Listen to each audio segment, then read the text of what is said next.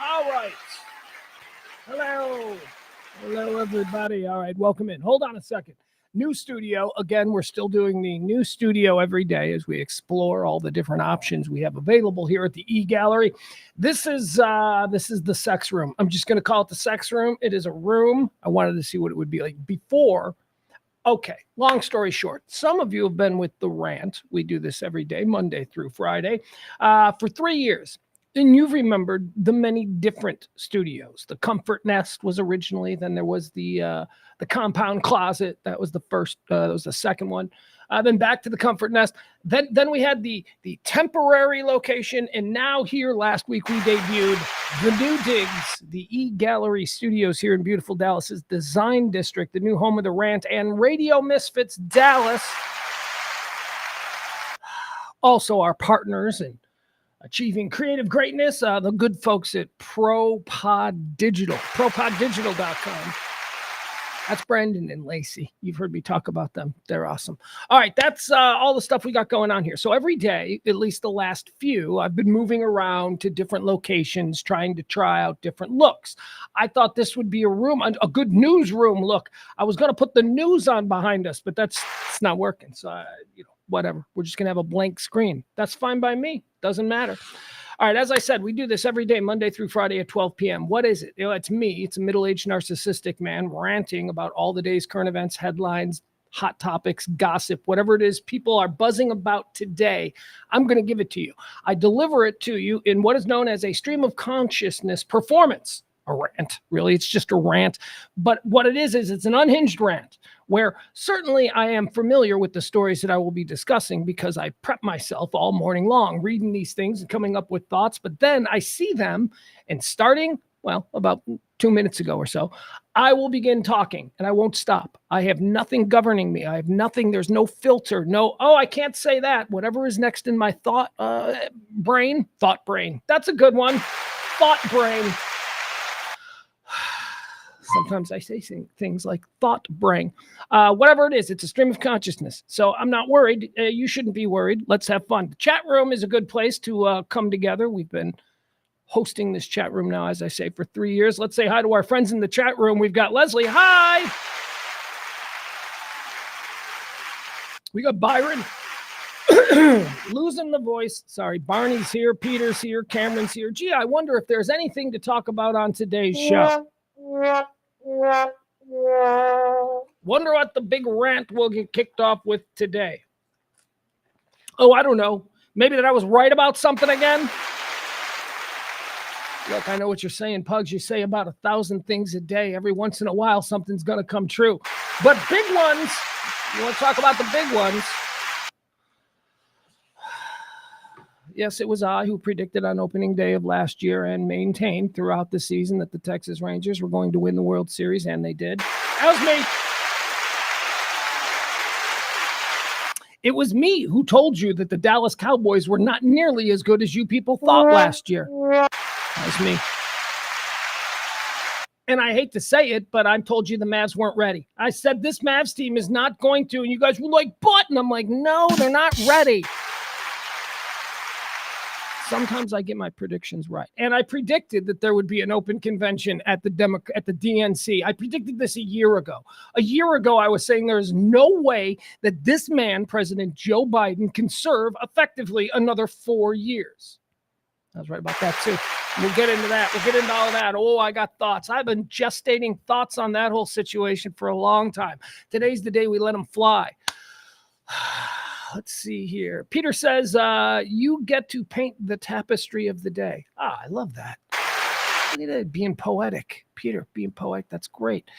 Jenna says, hiya, ranters and ranter. Jen could be here every day. We got a new Jen. We got a new Jen in the chat room. Look at us. I love it. Rantistas. I like it. All right. What do I need to tell you? Birthday weekend, of course. Birthday weekend with the boy. There's a 15-year-old at this very minute just laying in his underwear in my bed, not moving, hasn't moved. It's just like, I'm hanging out here for a while. I'm like, okay, that's fine. What did we do? I told you that one of my big jobs, being a part-time dad, is that I have taken on the responsibility of the cultural education of my son, which means that I make him watch movies that he would probably not be exposed to in his generation. I push books on him. I pushed a new book on him. Well, never mind. Mario Puzo's Godfather. I want him to read that. I want him to read it because I'll tell you, he wasn't interested in watching the movie with me. Anyway, as a part of my cultural education of my son, I pick out a few movies and I force him to watch them. Good movies. Movies, again, Longest Yard with Burt Reynolds. A lot of Burt Reynolds. When I say cultural education, what do you think? I'm a snob? I'm shanty Irish Southside trash. We're watching Smokey and the Bandit. We're watching Slapshot. We're watching The Longest Yard. All of those things. Bridge on the River Kwai. Stuff like that. So this weekend was my birthday, and I thought maybe this would be a good weekend for us to really dig into something that I think my 15-year-old son should be exposed to, and that is the Godfather film. I was so excited. Okay, so we start watching The Godfather on Friday night because he takes one look at it, and he's like, 3 hours, and that's only the first movie, right? So already I'm dealing with that shitty attitude. I'm like, yeah, it's 3 hours. And he's like, okay, Dad, happy birthday. I'm into it. Let's watch it. Dude, if you're familiar with The Godfather, we didn't even get past the wedding. It was still Connie's wedding when we ended up watching. What did we end up watching? We ended up watching something else, and then he started just screwing with me. He does these things. He screws with me. Like things he knows are wrong, but he plays dumb. Like, for instance, he's watching The Godfather, and he goes, which one's Sylvester Stallone? I'm like, stop it. You know he's not in this. Oh, I thought he was in everything in the 70s. No, he wasn't. So that little comment brought up a conversation about Rocky and about how he had seen Rocky 1, but when he was 6, and he didn't really take. That was one of the early films I made him watch. So I made him watch Rocky. We watched Rocky instead of The Godfather. He liked it. He liked it so much. We watched Rocky 2. Then on Saturday, we watched Rocky 3. We watched Rocky 2, and we watched Rocky 3. We got to the one with Dolph Lundgren as Drago. I will destroy you. We got to that one, and I was like, yeah, no, Dad, I'm good. I'm good with the Rocky stories. I think I get it. I go, yeah, that's pretty much it. You get it. He's like, how many times is this guy going to retire? And I never realized that, but Rocky retires in every movie. Every movie, it's the same plot line. We had fun, though. They were good. I hope you guys had a good weekend. We had an Italian feast. I made an Italian feast. I'd been working on this Italian feast since Wednesday of the previous week. You got to make the meatballs, and the sauce has to sit in the refrigerator for a couple of days. Any good Italian will tell you that. Tuesday sauce. You know what Tuesday sauce is? Tuesday sauce is the most delicious sauce that you can get in an Italian restaurant. You know why? Because Tuesday sauce is sauce that was made for Sunday dinner. That's right. It was made for Sunday dinner, and then it sat in a refrigerator for 3 days or 2 days, whatever that is. And now it's Tuesday, and it's freaking perfect. It's known as Tuesday. So I started making the sauce on Wednesday so that by Friday we would have Tuesday sauce. Perfect sauce. I made meatballs. Oh, we had meatball sandwiches. We had spaghetti. It was so good. That was all intended for the Godfather experience. Garlic bread. I made this extravagant garlic bread. It's my birthday. Nobody's making this for me. I'm trying to make this experience incredible. Make all kinds of spaghetti and garlic bread. My God, we even had like sides of like, it was just good. It was good. I worked hard on it. And then he wouldn't watch The Godfather. He was like, nope. However, I was okay with it because we watched Rocky, and Rocky is, of course, the Italian stallion. So we brought it all back home. Something else I wanted to mention. I found this over the weekend. Are you guys familiar with this? You know how we love to talk about the documentaries. We love to talk about the not political documentaries because this show is not about politics. I don't give a shit if you're a crazy person on the right or a crazy person on the left. You're all nuts. The rest of us in the middle here, we're just walking around trying to get through life. The rest of you, loudest and the dumbest. This show ain't for you. Again, I always say this show is not for you if you've ever been kicked off an airplane. If you've ever delayed people from going somewhere because you just couldn't hold your shit together, this show is not for you. If you are banned from your family's Thanksgiving or birthday party, here's the thing. If you're somebody in a family where you run into the cousins and they're like, yeah, I just saw Jimmy last week at Bobby's birthday party. And you're the guy who's like, wait, Bobby had a birthday party? Yeah, fuck you. You're obviously a problem. Your own family doesn't even want to be around you. This show is not for you. Because we don't do politics. Those are the crazy political things. So what we do is we give you all the day's news through a centrist, middle-of-the-road kind of lens. Someone who thinks that the Democrats are all crooks and thinks that the Republicans are all fascist. It's just all a never-ending cycle of bad people doing bad things to good people. All right, that's the rant. So far. What do you say we get started? All right, let's get started on today's rant. It is the High Noon Rant. The day is the 22nd day of July. There's 204 of these days that have already been ripped off the calendar. That means 162 until New Year's Eve. 162 days of the year. All right, here's what we're going to do. We're going to run into the 4 quarters part of the show. We do 4 quarters. First is antecedently on this day. That's just history. Second is birthdays. You know what that is. Third is deads. People who died, where'd they go, heaven or hell? Then we run into quarter 4. Those are the topics. So let's get started. Here we go. Antecedently on this day. Antecedently on this day in 1933, aviator Wiley Post returns to Floyd Bennett Field in New York City, completing the first solo flight around the world. Did this in 7 days, 18 hours, and 49 minutes. You guys ever hear of Wiley Post before? I mean, doesn't this seem like a significant achievement? He was the first solo flight around the world, and he did it in a week. He went around the world alone in a week. That seems like we should know him. We don't know him. We don't know Wiley, but we know Amelia Earhart because she screwed up. We know who else we know. We know Lindbergh. You know, we don't know this guy, Wiley Post. All right, sometimes history. Don't be boring. I think that's it. Don't be boring. Wiley Post had done something that maybe Hollywood would have made a movie about, then we'd probably know who Wiley Post is. Antecedently on this day, what year is this? I don't know. Oh, that's right. Okay, I'm sorry. I was confused because there's like almost no notes here, but that's right. Today's like a lame day in history. 1990, Greg LeMond. Greg LeMond won the Tour de France, first American to do it 3 times. Not even this first time, the 3rd time on this day. Tour de France, bike riding. It's something every 12-year-old in the suburbs has mastered by the time they're 12. They still give awards and money for. Greg LeMond. He was, what was his deal? Did he have cancer too? Did he have 1 testicle? Did Greg LeMond have 1 testicle? I think he did. Because I remember Greg LeMond, like me being a kid, going, if you ride your bike too much, you lose a testicle like Greg LeMond. Don't know if that's true. I was 12. You know, I'm stupid or whatever. Greg LeMond on this day in 1990, he won the Tour de France for the 3rd time. First American to do that. That's not even a thing. The first American to win the Tour de France is a big thing. But then when somebody else wins it, now it's like, oh, Americans have won the Tour de France. And then suddenly you get, oh, somebody's won it twice now. And then somebody else wins it twice. And then somebody wins it 3 times. And then Greg LeMond on this day went, that's not impressive. It's like, he's the only American to win the Tour de France 15 times. Yeah, I bet. But nobody's won it 15 times. That's a stupid record. Anyway, Greg LeMond. What else do we have here today on this day in 2019? Chandrayaan. Chandrayaan. It's Indian. It's an Indian word. You know, they were like very complicated people with their words and their names. Oh, my God. I'm telling you, the Indian people, the people of India with their names. Oh, they're glorious. Oh, my God. They went to the letter store when they were working out their names, and they had a fucking lot of money in their pocket.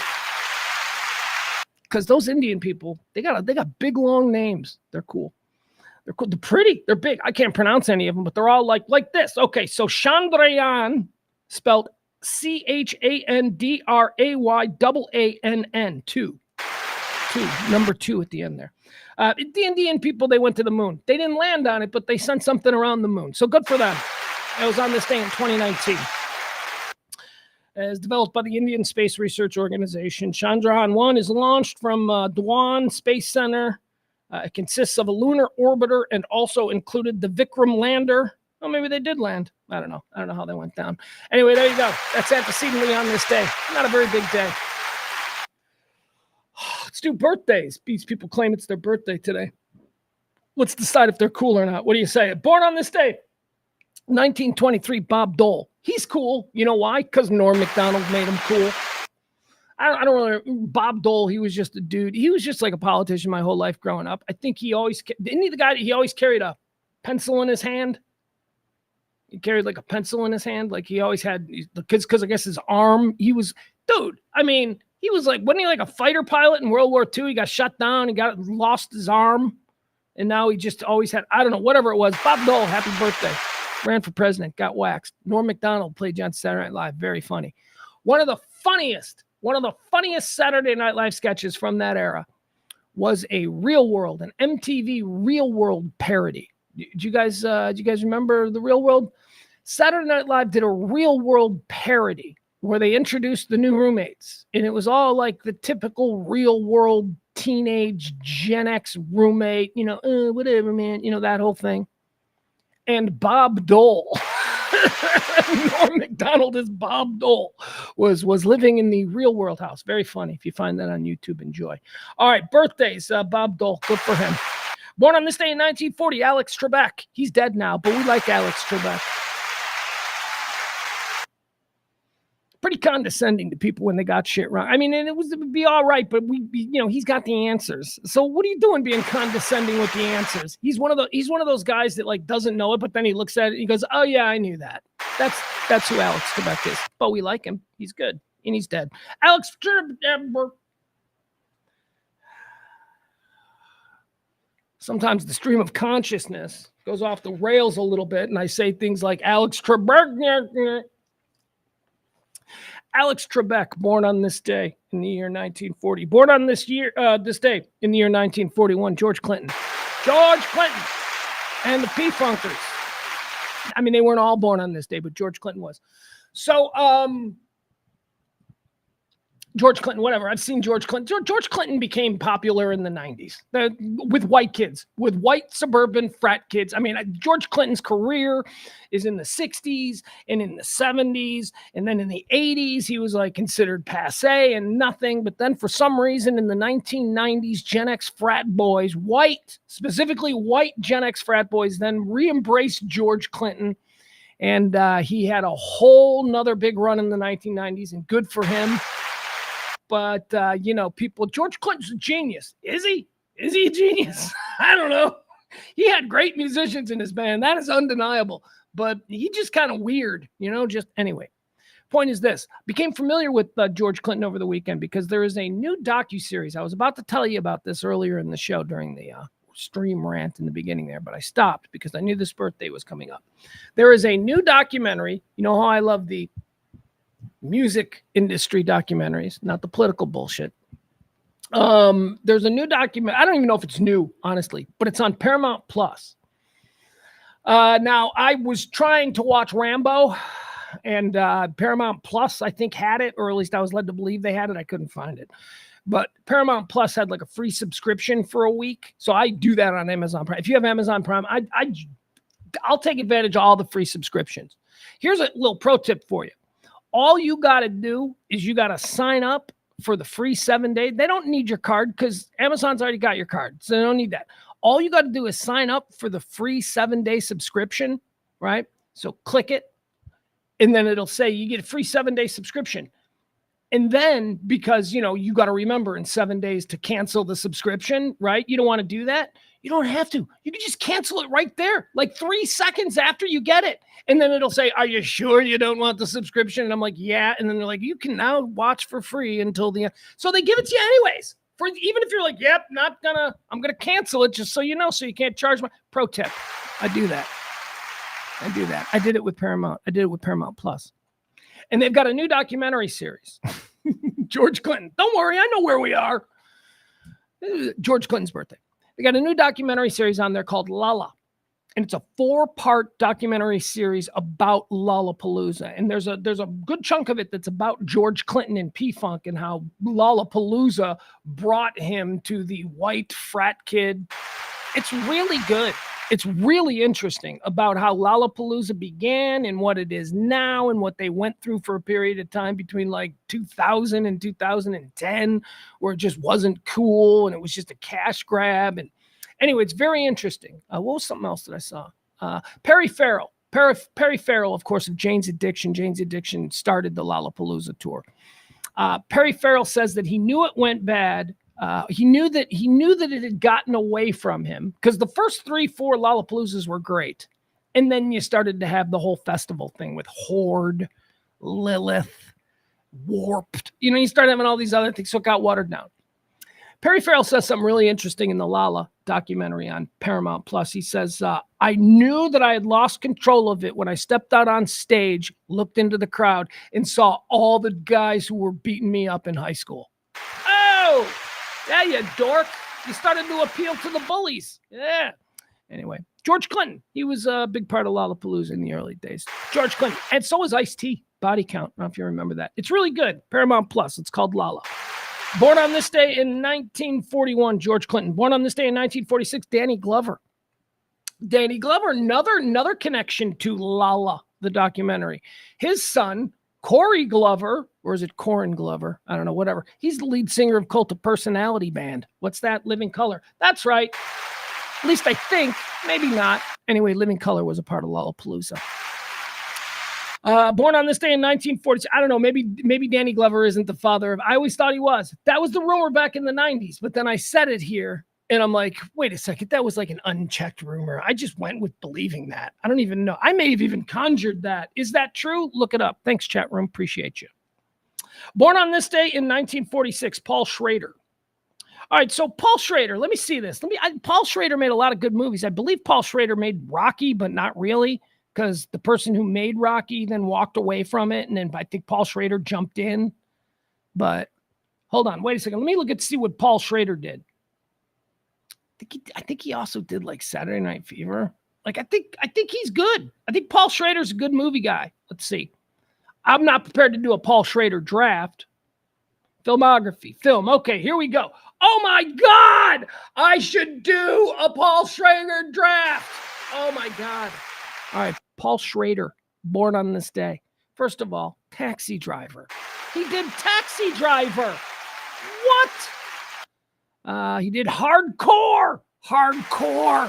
Have you guys ever seen Hardcore? By the way, he did a bunch of other movies too. I'm just naming the ones that I like.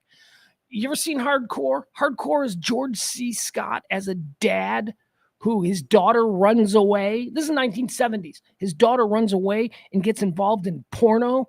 So George C. Scott's got to go like across the country investigating where his daughter. It's kind of like the Liam Neeson's movie. Where's my daughter? She's doing porn, Liam. Anyway, that's the only difference here. So, and there's this great scene with George C. Scott. He's in the movie theater, the adult movie theater before video. You used to have to go to a place with other creepos to watch porn. Not me, but others did. Ask your dad. He knows. So there's this great scene where George C. Scott is sitting in the movie theater and he's watching his daughter in a porno movie. And you don't see the porno movie. You just see George C. Scott's face. Oh, is it great? Oh, Paul Schrader. He did Hardcore. He did Taxi Driver. He did American Gigolo. He wrote the script for Raging Bull. Oh, my God. Oh, wait a second. No, of course, Taxi Driver is Scorsese. He wrote the script for Taxi Driver. What am I doing? I'm sorry. That was dumb.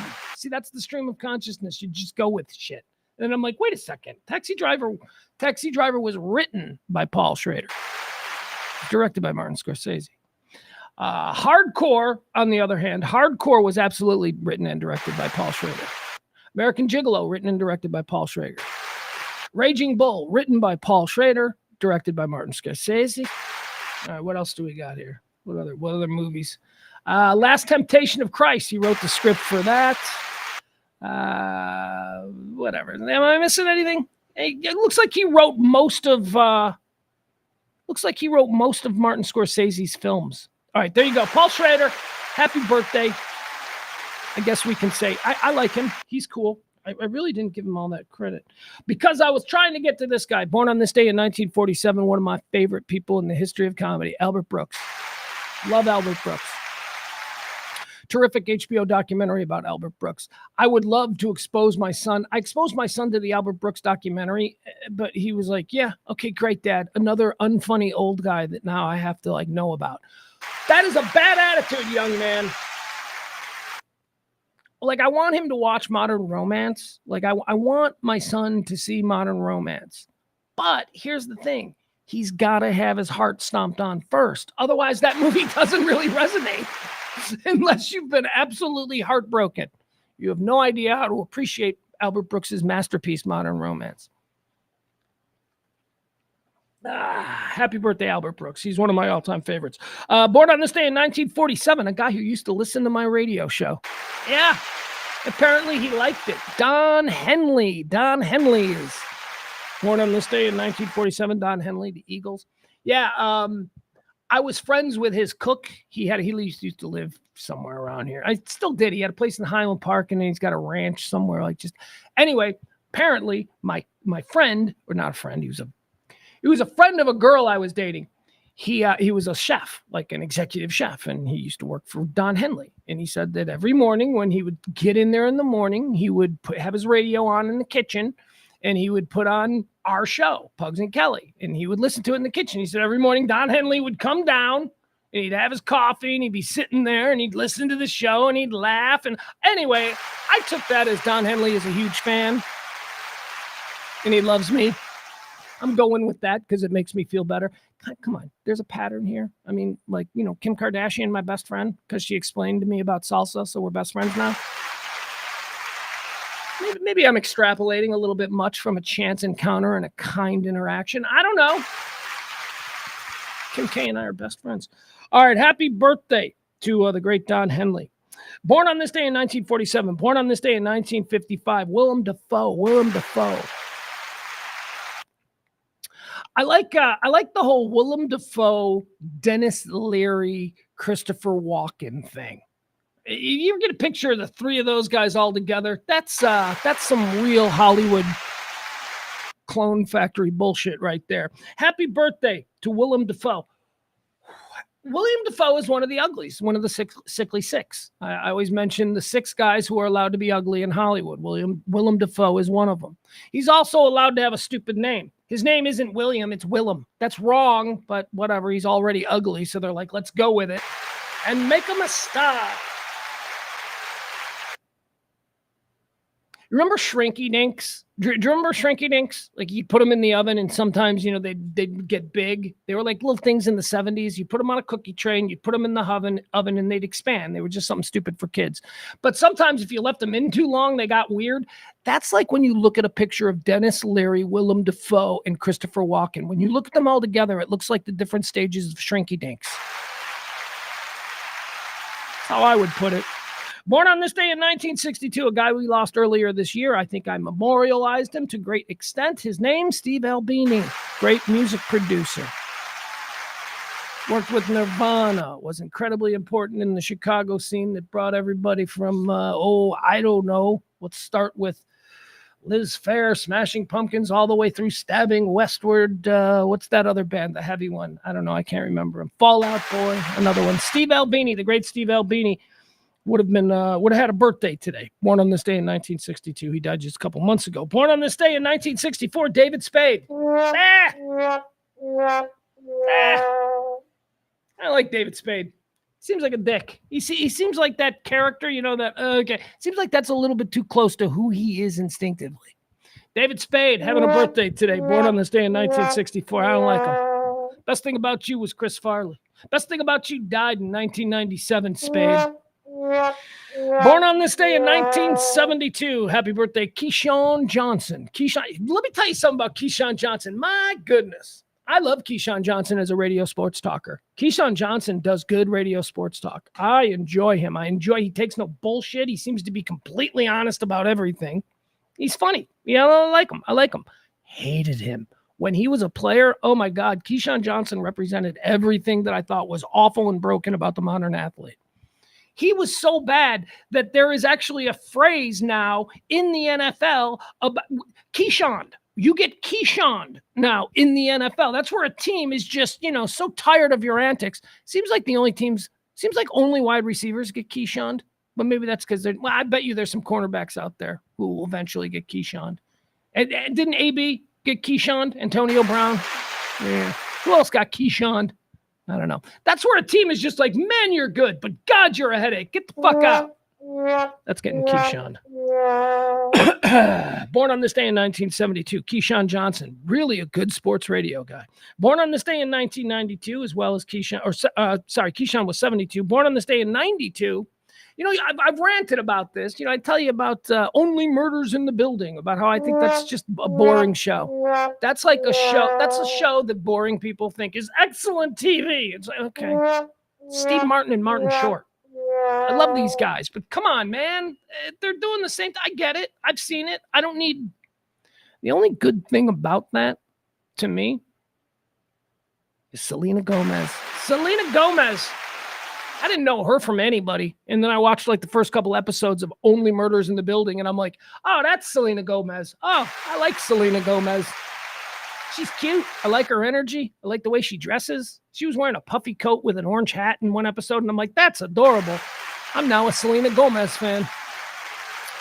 Happy birthday, Selena Gomez, born on this day in 1992. Born on this day in 2013, Prince George of Wales. Prince George is he's Prince William and Kate's oldest son. He is second in line. He is second in line to the throne. So you got King Charles. He's the grandpa. King Charles is on the throne, and then first in line to the throne is William. That's King Charles and Lady Diana's son. That's William. He's next on the throne, and then after William, that's where you get this dude. Happy birthday. Happy birthday to Prince George of Wales. All right, that's going to do it for birthdays. Let's go on to the dead people. Quarter three. These are the people who've died. These are folks who have died. We're going to decide whether they went to heaven or hell. That's right. Dead on this day in 1934, John Dillinger, gangster, American rebel. He's going to hell. Of course he's going to hell. He's a murderer. He's a bad guy, Dillinger. We don't have to think about it. Dead on this day in 2008. She's one of them there golden girls. How do we feel about Estelle Getty? Estelle Getty. What'd she do? What's her backstory? We got any rocks we can overturn on Estelle Getty? Here's the problem. Estelle Getty is an actress. Now, when we decide if someone went to heaven or hell, there are a couple of things that, we have to determine. Like, were they a football coach in college? If you were a football coach in college, you immediately go to hell. That's just, you're doing that. Another one of them is, are you an actress? If you're an actress, just without any other evidence supporting you're going to hell, because actresses are nuts, and they love to make you nuts, that then they can react to what they've created. Oh my God. So Estelle Getty is an actress. Politicians as well. If you're a politician, unless you're like Abraham Lincoln, you're going to hell. Estelle Getty's an actress. She died on this day in 2008. So she's already on her way to hell. Pack a bag, baby. But she's also a golden girl. That complicates things. I don't think we can put golden girls in hell. I don't think the millennials will stand for it. So we're going to put her in heaven, Estelle Getty. She's a golden girl. Wasn't she the old one? Wasn't she the little tiny one? Oh, she was a pistol. All right, dead on this day in 2013. Oh, love this guy. Here, he's the That Guy actor. He's one of my all-time faves as far as the That Guy actors go. Here, let me show you this dude. I loved him. He had a very important role. He played in the lives of people from Chicago. And I am, of course, a person from Chicago. What role did he have to play? Well, he became a TV star, and he didn't change anything about him. He was a former Chicago cop who became a TV star. And he became a TV star because he was so authentic as a cop, because he was really a cop. And I guess, I don't know, he could memorize scripts. I don't know what else it takes. But dead on this day, ladies and gentlemen, how about Dennis Farina? Dennis Farina, look at him. This guy. You remember this guy?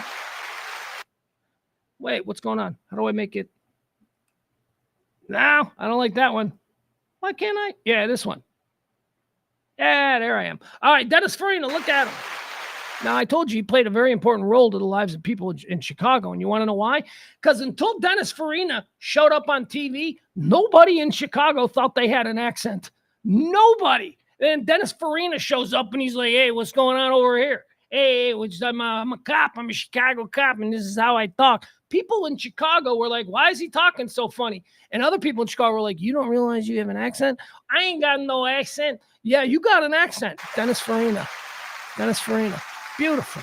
He's the best Chicago accent. Probably the most famous Chicago accent. Name one. Maybe Richard Daley, the mayor. I don't think so. I think it's Dennis Farina.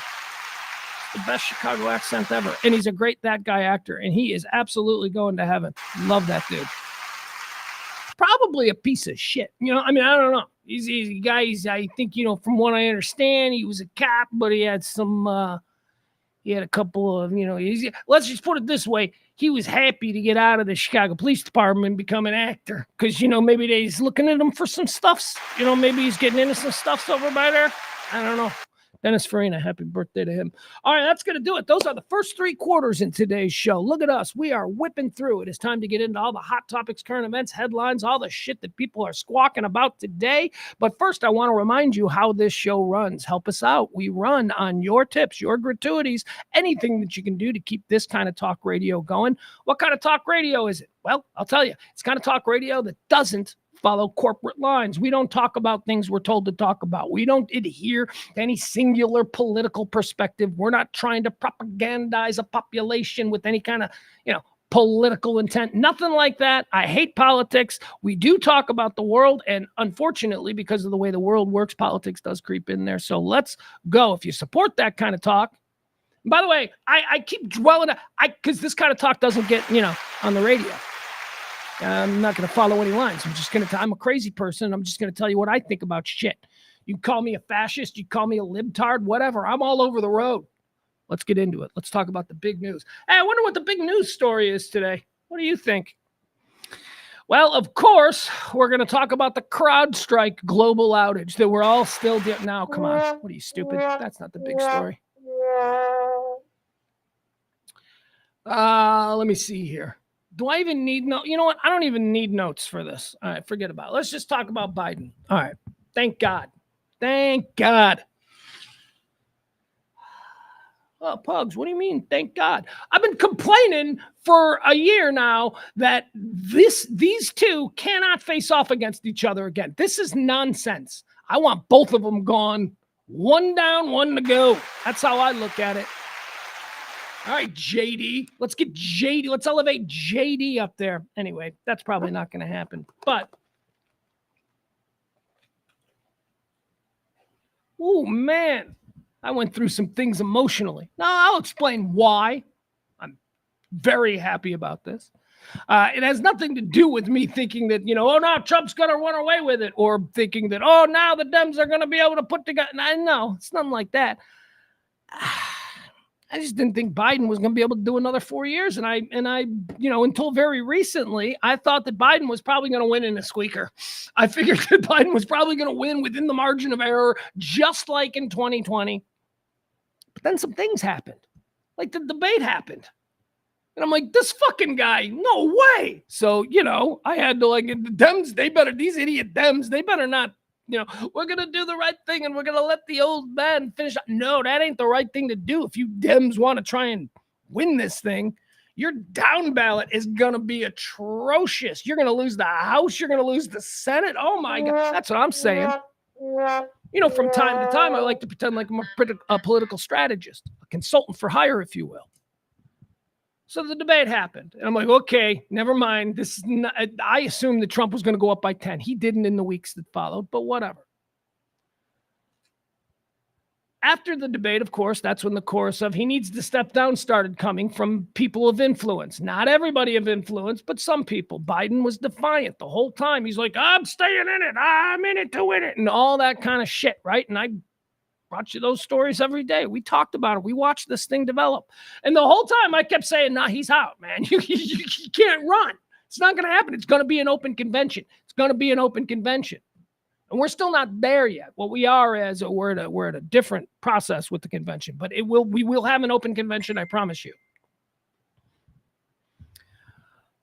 So then the assassination happened, right? Because everything sort of leveled out after the debate. Biden was going to stay in his family. He went for a weekend at Camp David with his family and closest advisors, and they came away thinking, we can win this. Then Trump gets the assassination attempt, and holy shit, it's like that. I mean, could have been really bad for Trump. Turned out to be really good for Trump. And Biden's looking at that. That had to suck because that looked great. Nobody ever looked cooler than Trump getting assassinated. You can't look. I don't like the guy. I think he's an obvious con man. But you cannot deny. And again, I'm being the guy in the middle. You can't deny that. That is badass. So then, even after that, Biden's like, I'm staying in, and that's all last week. Then he gets corona. Then the numbers, the new poll numbers after the assassination start coming up. And instead of it all being, Biden's ahead here and Trump's ahead here and it being back and forth and a real squeaker, it starts to look, Trump is now moving outside the, what do they call that? The 2% area of whatever, it's like, well, error area, whatever they call it. I don't know. Trump starts moving outside of that. Now Trump's up 5, Trump's up 6. Some polls have him up 7, right? So Trump's starting to pull away. And this is last week. And, Biden's got a whole big weekend of campaigning. He's got these big ass events. He's going to go to where? He's going to go to Wisconsin. He's going to go to Pennsylvania. This is all the big weekend. And these are big events. If you are the county commissioner in Pennsylvania and you're hosting the president, it is a huge thing. You're not just throwing it together. You've been thinking about it and waiting for this day for months. Oh, the president's coming. It's a big deal. Doesn't matter if you like the president's coming. You're going to have Secret Service. It's going to be exciting. It's not going to be a normal day. So Biden had all of these events scheduled. And then what happened? Oh, my God, he's got corona. What did I tell you? I told you he didn't have corona. I told you this is nonsense. This is cover. They need to provide cover because the Biden campaign has decided they're not going to do these rallies. They're not going to do these rallies that I just told you, Wisconsin and Pennsylvania. They're not going to do them. They need to cancel them. And how do they cancel them? If they cancel them and say, we're just not doing them, then the media will be like, he's dropping out. So they came up with a cover story. He's sick. He's got corona. I said from the very beginning, it's a cover story. There's no way that old man has corona. He is just not going to waste the time and money at these events because he doesn't think he's going to run. Sure enough, last week I said it'll happen over the weekend. It happened over the weekend, and I was shocked. I didn't think I was going to be right. Sunday afternoon, me and my son are watching Rocky movies, and I go, you know what? I had a tingling. Spidey senses calling. I had a tingling. I'm like, I need to just check in on the news. So I put it over to CNN, and I was within 5 minutes of the news breaking. I was on it. And my kid's like, you're going to watch this all day? And I'm like, this is history. You need to watch this. You need to remember where you were when Biden said, although it's not history. Biden even screwed this up. I always tell you about how the Democrats are always tripping over their own dicks. Biden screwed this up. Biden should have gone live from the Oval Office Sunday night and did his LBJ. Where's the LGB? Where's the LBJ moment? I will not seek, nor will I accept my party's nomination for president of the United States. Where was that moment? We didn't get that moment. Biden's like, yeah, somebody tweet it or whatever. That LBJ moment is codified in the minds of anybody that was around back then. They didn't even release a video. Okay, so you don't go live from the Oval Office. What you do in 2024 is he makes a video from the Oval Office and he releases it virally. At least we'll still have him looking at the camera explaining, oh, Biden's going to speak this week on it. Well, the moment is gone. The reason that LBJ moment is so historic is because people didn't expect him to say that. And we all went, not me, I wasn't born yet. But you know what I mean? Biden screwed that moment up for himself, pretending to have COVID in Delaware. All right, so he stepped out and they immediately went, Harris is going to do it. So we got Kamala Harris. Let's see here. Let's talk about the Trump side. So, here's what I'm going to say. Y'all better calm down. You'll be careful what you wish for because all of us just assumed that Biden was going to make it close. Then, even though there were a bunch of Democrats And when I say all of us, I mean like the rest of the country, the unpledged, if you will. We all looked at that and we're like, yeah, Biden's done. Hold on. I want to MAGA's been calling for him to drop out for months. He needs to get out of there. He's too old. He's too senile. And now he's out. They've gotten what they wished for. And I just think that, well, I don't know. If you're saying now because of this that, Trump's going to run away with it, I would say slow down, man. We do not know. And also, it is interesting that the internal people inside Trump, they're already like, there was supposed to be a second debate with Biden. It was supposed to be on ABC. And Trump was like, yeah, let's go. Let's do it, baby. Let's do it again. Because why wouldn't he? Because he just waxed him the first time. It wasn't even close. But now he doesn't want it. Now Trump is saying, now that it's Harris, Trump wants a home game. Trump wants it at Fox, and he wants to pick the moderators. He doesn't want to do a neutral thing against Kamala Harris, and he's smart. And I'll tell you why he's smart. Because I think he agrees with me. Or maybe he doesn't agree with me. Maybe it's on some like subconscious level. He understands this. But this is another thing that I have been saying for a long time. I think Trump's kryptonite might be educated, powerful black women. I think that might be his kryptonite. He's gonna stop it. Hear me out. A guy like Donald Trump, man, he's like a shark. He's been feeding on country club, white Ivy League board members his entire life. You know, some 50-year-old hotshot steps up in a boardroom against Donald Trump. Donald Trump knows exactly how to humiliate that guy in the eyes of everybody else. He knows exactly how to take him down. I don't think that Donald Trump has ever had an adversarial relationship with a black woman before. Do you think Donald Trump has ever gotten into a screaming match with a black girl on a city bus? No, I have. It's unpleasant. Scary as hell. The head shaking and all that. I'm telling you, you don't know how to react to it as a white guy. You're like, ugh. Every black woman, I believe, that Donald Trump has ever dealt with have been cut from the Omarosa cloth. It's been someone who worked for him. Yes, Mr. Trump. Yes, Mr. Trump. Or maybe, somebody who does labor for him at one of his properties or something. He's very comfortable with them. I'm telling you, man. Kamala is a lawyer, man. I went and watched Kamala Harris's cross-examination of Brett Kavanaugh and what was his name? Robert Barr. What was his name? He was the attorney general. Good Lord, man. She's scary. She's scary and she's mean. So I'm just telling you, I don't think the debate's going to go the same way. I'm not saying who's going to win. I'm just telling you it's a different thing that Trump is going to have to go up against. It's like black woman stuff. And as a white guy, he's got to be careful. Like, what point does he snap and like, shut up, woman? Does it get to that? I don't know. And is that a bad thing? Trump could probably get away with that. I bet you Trump would get away. He wouldn't grow with the independents, and that's kind of what he wants to do. But yeah, I don't know. Anyway, I'm interested. I am engaged. I still ain't voting. You know me. I didn't want Kamala Harris. I want the open convention. I want to see people challenge her. I got a little bit excited last night when they were like, Manchin's getting involved. I'm like, this is what we need. We need a convention in Chicago with floor fights with a bunch of different candidates. Let's hash this out. Those people, America, need to see the sausage being made. It's always pre-prepared for us because the conventions have become just entertainment propaganda for one political party. That's it. That's not what they're supposed to be. They're supposed to be where all the delegates from around the country come together and they're like, who's your guy? Who's our guy? And they argue about it and they actually have debates. We don't do that. We haven't done that in years. We're going to have a really interesting political process play out next month in Chicago. I think there's going to be protests. I think it's going to be madness. And I can't wait. It's going to be great TV. It's going to be interesting.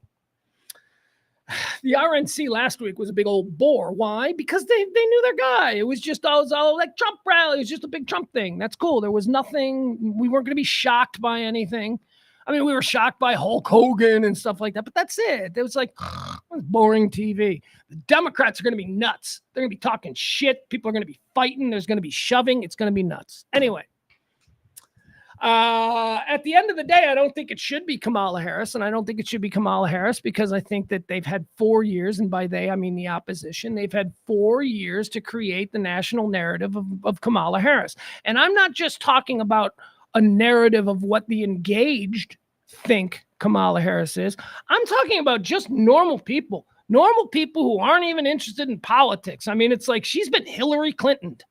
Hillary Clinton is a woman who, if you take someone who doesn't know anything about politics, doesn't get involved in politics, and you say, what do you think of Hillary Clinton? She's going to go, eh. I mean, that is weaponized propaganda.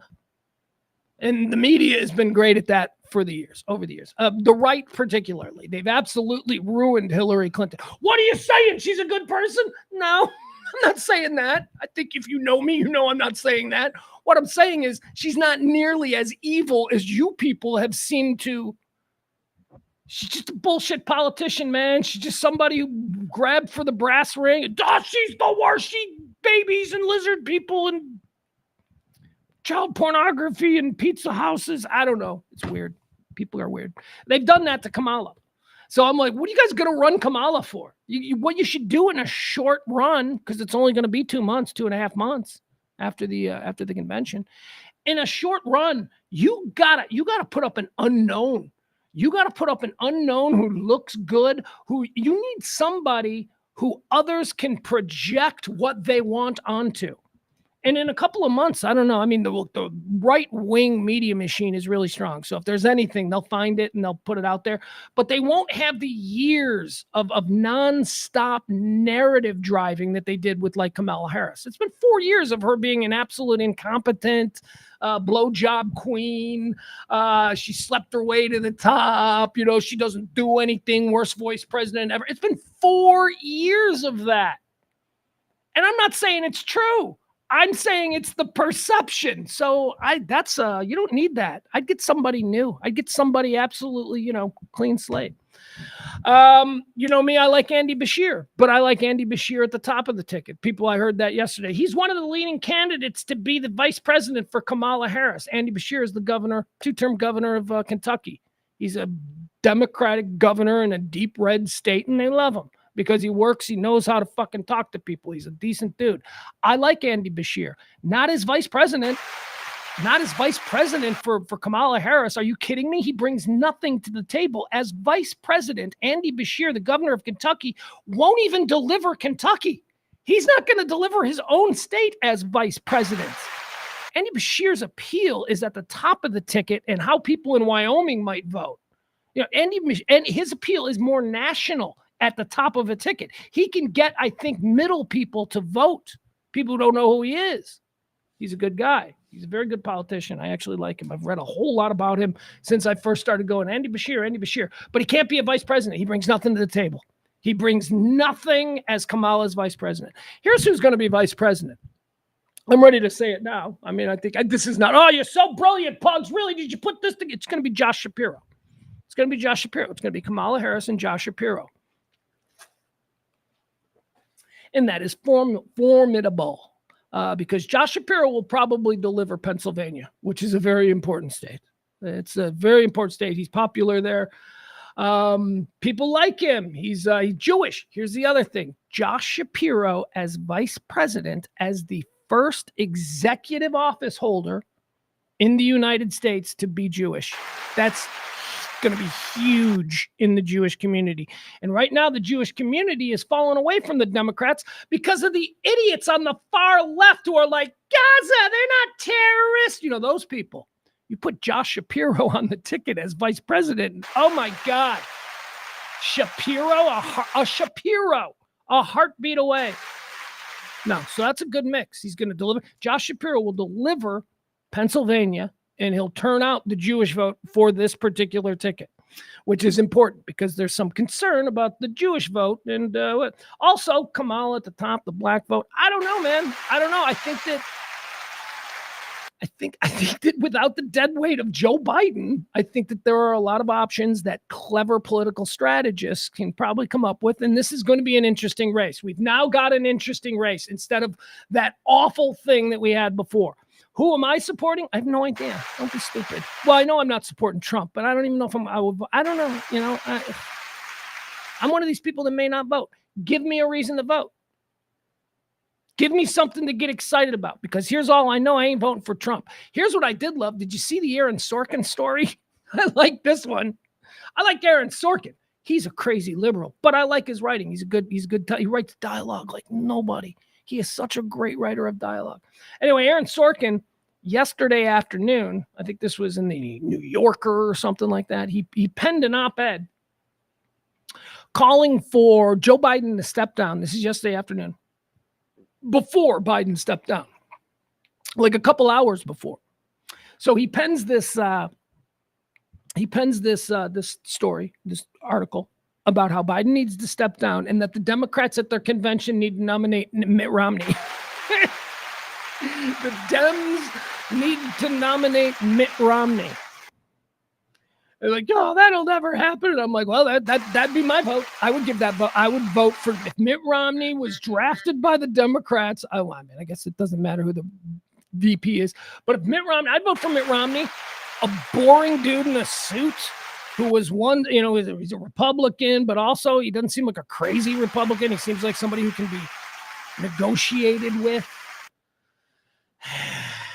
By the way, like an hour after Aaron Sorkin publishes that and starts taking all kinds of hits online and shit like that, Biden stepped down. So, you know, he was like, and now he's apologizing. Aaron Sorkin not apologizing, but he's saying, never mind, I'm supporting Harris. Good for him. All right, what else do we have? Well, we could spend all day talking about this. I got a lot of thoughts. What else did I want to get into? Here's something funny. It broke just about an hour ago. Apparently, and this is what the media is going to do. Apparently, Donald Trump had donated multiple times to Kamala Harris's campaigns in the past. If you go to the Drudge Report, he's got just on the front page, it's just a giant check from Donald Trump to Kamala Harris. So that's just embarrassing. That's just stupid gotcha, embarrassing shit. I don't know that it means anything. I mean, Trump will say, yeah, donated to everybody because that's how the game is played, because you got it. And that's one part of his appeal.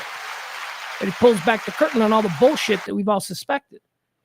What else do we have? All right. So I'm saying that it's probably going to be Kamala Harris and Pennsylvania Governor Josh Shapiro.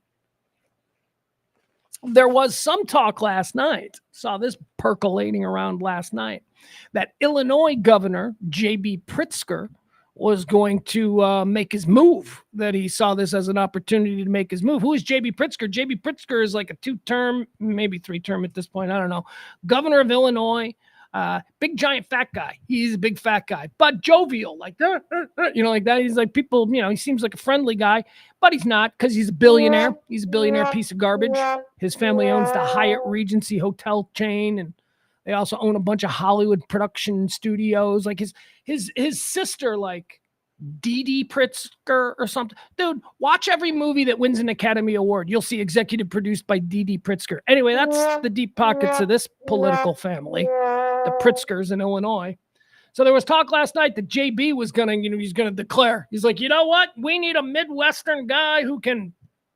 But then this morning, it was the first thing I did when I woke up. I Googled JB Pritzker. I'm like, what's he doing? What is he doing? Why didn't he endorse last night? Well, he endorsed this morning. So there he goes. So JB Pritzker is out of it. Here's why I thought that was going to be interesting, and here's why I think he dragged his feet when everybody was looking to see if he was going to endorse yesterday, and he didn't until this morning. Here's what I was thinking, and this is probably what he had to consider. He's like, hey, man, this convention is coming to my state. I am the host governor. I am the highest-ranking Democrat in the state of Illinois. The state of Illinois is hosting the Democratic National Convention. I'm going to pull some shit. That's what I thought. I'm like, oh, is he going to pull some shit? Is he going to he's the governor of Illinois. Is he going to use this as, because he's going to be given a platform, because is he going to use this to, I don't know, but he's not. He's on board.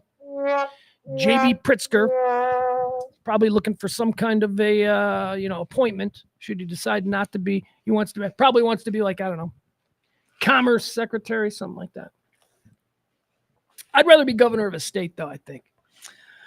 All right. Do we have anything else? Let me go to the chat room. Let me see what some people in the chat room are saying about this. I haven't exactly been.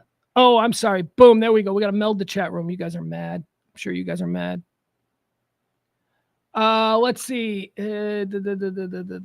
Barney's calling for President Camacho. Let's do this. Adam says he thinks it'll be Harris and Bashir. I don't see the strategic electoral advantage of bringing in Bashir. I think it's going to be Shapiro. I mean, look, I like Andy Bashir. I just don't think you introduce him to the nation as the VP. I think the VP gets lost. I think we're looking for somebody who could be a blank slate, who there isn't already a narrative about, who people can now project there. He can get up there and he can be the classic aspirational Democrat. People can project. Bill Clinton is what I'm talking about. We've had 40 years to learn all about Bill Clinton, and we got the Bill Clinton brand now down, but in 92, we didn't. And that's what he took advantage of. Bill Clinton came out of nowhere, out of Arkansas, to just enthrall people in Ohio and Philadelphia. And, he went all over the country. He had no history that was at least widely known at the dinner tables across America. He was a blank slate, and he spoke aspirationally, and he was, elevated in that way. I think that would be Bashir's way. Bashir's way. I'm a Southern governor in a red state, and they love me, and I can get along with everybody. And here's what he could do that, but only, I believe, at the top of the ticket. I think that all that he brings in that position, all of that is squandered when he's the vice president, because it doesn't matter. And again, as vice president, I don't think he could deliver Kentucky. As president, as the top of the ticket, he might deliver Kentucky. Kentuckians might be like, yeah, let's get a president. But a vice president, I don't know, Adam. I mean, I could be okay with it. Charlie Kirk, Byron says, breaking news. Byron says Charlie Kirk thinks Biden is dead. That could be. Could be. Yeah. Al says Kamala was endorsed by Pelosi. She's been endorsed by everybody. It's like the entire upper echelon of the Democratic Party, from the centrists all the way, it looks like, to the leftists. They're all on board. The big ones have come out. Pelosi, Schumer, who else? A whole bunch of senators have come out. Manchin this morning. Manchin, who left the Democratic Party there in West Virginia, now he's an independent. He was talking about coming out, reestablishing himself in the Democratic Party and announcing a run for president. That was the rumor last night. He came out this morning. Manchin said, I don't want that. That ain't going to do. I ain't going to. Somebody got to him. He wants it. That guy wants it.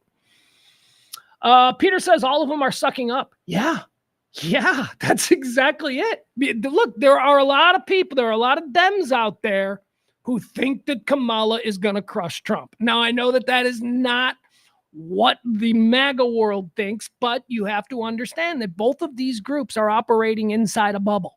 They are inside their own bubble where the only information these idiot Dems get is from, MSNBC and Rachel Maddow and all that shit. That's all they get. And then you've got MAGA, and MAGA is in that bubble as well.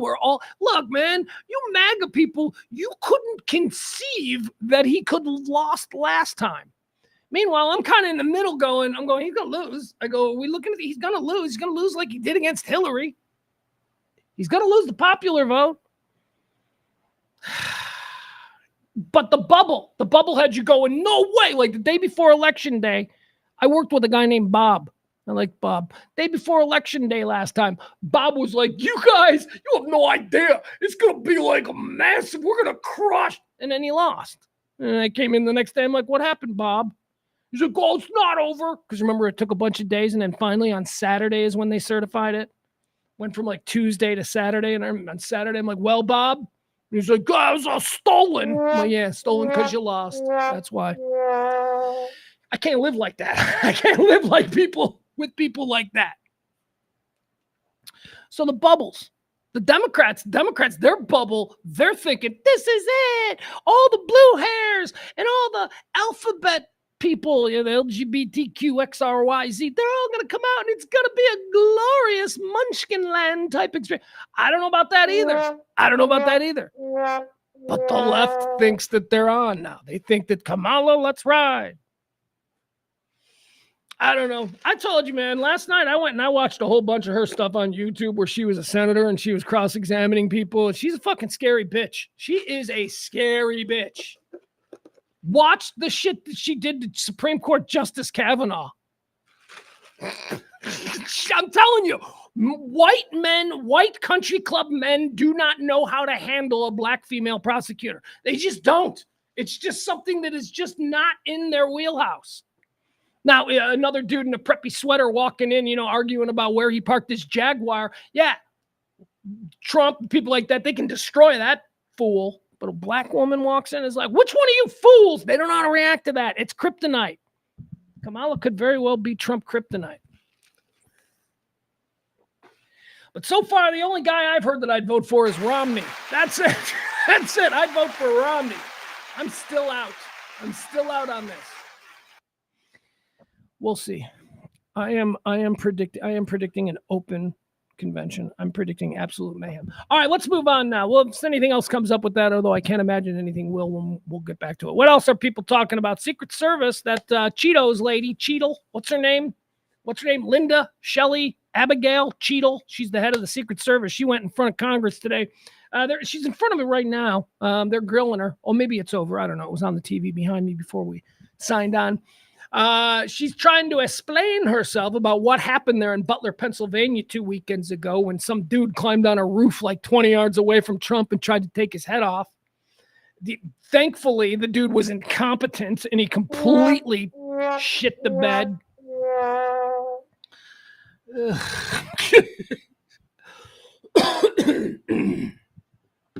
But it does stand to reason that reasonable people have reasonable questions about what the hell happened there. I said it before this. The day before that happened, if you'd have said some dude's going to get like within a football field, and I'd be like, no way. You have no idea what the Secret Service does. They're like the best in the world. And then that happens. And you're like, what? How the hell did he get so close? How the hell? So questions need to be answered. Is it the head of the Secret Service? Is it the woman in the corner office in Washington, D.C., who is ultimately responsible for, what field agents on the ground do in the course of their job? Ultimately, yeah. But did she screw up? I don't know. Did she write the policy, or is she just the latest administrator who's got to make sure that they keep doing the same? What is it? I have no idea what led to it. Anyway, she's in front of Congress and she's getting her ass kicked. She's not answering anything. She's not saying anything. They say she's going to resign tonight, so that might be part of it. She might just be like, yeah, I don't need this shit. Then I'm going to resign. How did that happen, though? I mean, I don't know. I'm not QAnon. I'm not like one of you guys like, oh, it's the alien lizard people, baby porn folks. They've been planning it. No, stop it. It's a crazy person. The world is filled with crazy people just doing rogue, crazy people things. You ever driven down Harry Hines? My God. Here in the design district, I find myself on Harry Hines all the time. You will see any number of just individuals all by themselves doing crazy fucking people things. Okay?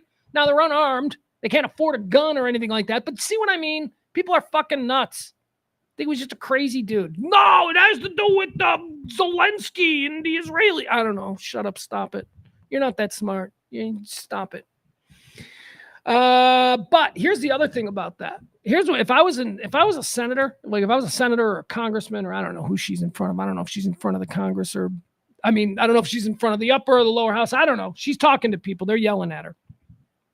But if I was one of those people asking her a question, here'd be the first thing that I'd say, did you ever, in the aftermath of this incident, Madam Cheetle or Agent Cheetle, what do they call him? Chief, Superintendent Cheetle, whatever they call him. Did you ever, in the aftermath of this, think about other would-be assassins out there watching how easy it seems to get this? Is there any concern about, you shitting the bed so badly and so publicly, and this inept fool getting so close to? Do you ever think that maybe there's other assassins out there who would never in a million years have taken a shot thinking, I could probably make that shot. I'm going to give it. That's what I'd ask her. Because that's my takeaway. Holy crap. It's way easier to try and kill a president or a presidential candidate than I thought. I had been programmed just like with airplanes. I always tell the Malaysian airplane story. Thought no way in hell an airplane could ever disappear off radar. Oh, they're tracking it with satellites at every moment. They know exactly where they are. No, that turned out not to be true. Turns out planes can just disappear if they want to. Well, it also seems like people can just get within 100 yards with a high-powered rifle and try and murder a global political figure. Didn't think that was possible. So she's answering all these questions, and she's probably going to resign. That's fine. Somebody's got to go. Somebody's shit's got to happen here. Some shit's got to happen. I do want to mention another thing that I was reading an article about. It was an article by somebody. It wasn't like some guy that was taking one side or the other. It's not one of like, there's a lot of dudes on the right who are like former Secret Service guys, who are, and people always mention them, but there's also a lot of like other former Secret Service guys who aren't necessarily politically affiliated. I would seek out them. Not your Dan Bongino's, I'm just saying. So one of them was writing about how, of all the shit that has been talked about, and, people try to make it about DEI and all this kind of stuff. But he said there is a very real concern now because the agents assigned to cover the body agents, he referred to them, the agents assigned to actually take the bullet, the agents who are surrounding and nearest to the candidate or the politician at any given time, those are the body men. He said that it used to be that these were all men over 6 foot tall who were all of significant shoulder and back. Why? Because if you have to shield the president, you need a big man. And one of his comments was, that agent, that woman, that short, squat female agent, Trump is like 6'4". Why was she assigned to that position? Nobody's saying that you can't be a Secret Service agent, but what happened that they had a woman who is a foot shorter than the subject, the protectee, Trump. You had a woman who was a foot shorter acting as a shield for him while shots were ringing out. I mean, thankfully, the Secret Service sniper took the guy out after 1 shot or 2 shots or whatever. But I mean, what if that guy was still live and firing? Trump's head was completely exposed because the woman that had his body, the Secret Service agent, was 5'8" or less, 5'5". So I thought that was very interesting from a non-partisan Secret Service agent who said that this isn't about being for or against DEI and all that, but we have to apply these measures with some logic. There is a reason that we don't allow dwarves to be Secret Service members. I mean, it's like that. It's like, come on, we can work this out. But a woman who's 5'5" cannot be allowed to protect the body of the president. Not because women can't do it, but because it's not in the best interest of the person you're trying to protect. That's why. So anyway, that I thought was very interesting. I wish I had that guy's name, that secret. I've seen him before. Sometimes he shows up on Sky News. That's actually how I knew to find him, because I knew him from Sky News. I'm like, oh, that guy. I watch a lot of Sky News. I watched a lot of Sky News last night with all this stuff going on because I didn't want to get the bullshit, the nonsense, the performative American media spin on what was going on. I watched Sky News. I watched BBC News. They covered it wire to wire, just like CNN, nonstop. It was like their big story, but it was more interesting because it was a different perspective. It wasn't a nonsense propaganda programmed perspective or reaction. It was the rest of the world looking at America going, God, they're fucked up. Remember when they used to have their shit together? And I'm kind of interested in that perspective. I think more of us need to see that perspective, to look around and go, it's not that fucked up. And then maybe we fix this. What else do we have? CrowdStrike. That's right. We're going to talk about that. So the CrowdStrike global outage that happened on Friday. This is funny. It's still affecting a lot of, I don't know if Microsoft, it didn't affect me at all. I got to be honest. Didn't affect me. Affected my kid. My kid was very angry. It apparently ruined his banking, like he does banking. 11 o'clock at night on Saturday night, he whips out his phone and he's like, what's the address here? And I'm like, wait, what? What do you need he's Grubhubbing. He's Grubhubbing at like 11 o'clock at night. And I go to him, I go, What are you doing? He's like, I'm just going to get some food. Panda Express at like 11 o'clock at night. I'm like, first of all, are they even open? Maybe it wasn't 11. He's like, I just want some Panda Express. I'm like, how much money do you have? And he goes, I got $20. And I go, okay, you're going to Grubhub with $20 and you think you're going to get Panda Express? You'll get an egg roll after the service fees, the delivery charge, and the tip. And he's like, whatever. And I go, you're going to tip? Because I make sure that he tips. He's like, yeah, fine. And anyway, it was just stupid. I don't know how we got there. He starts Grubhubbing at 11 o'clock. He didn't have enough money. He didn't have enough money. He's like, well, you don't have enough money without tipping. I go, well, we do not utilize a service without being able to behave appropriately. If you cannot afford to tip the guy who brought the food to your door because you didn't want to get in your car and go get it yourself, if you don't have a moderate, it doesn't even have to be a lot, but if you do not acknowledge that with some sort of monetary gratuity, you are no son of mine. And that hit him. He was like, ugh. So he didn't get Panda Express at 11 o'clock at night. All right, let's see here. Where were we? CrowdStrike, global outage. And that's what it was. Yeah, it was about his banking being screwed up because he was trying to Grubhub. Maybe that's the reason that he wasn't able to Grubhub. CrowdStrike, still it's screwed up. Here's what I love about it. CrowdStrike is a global security.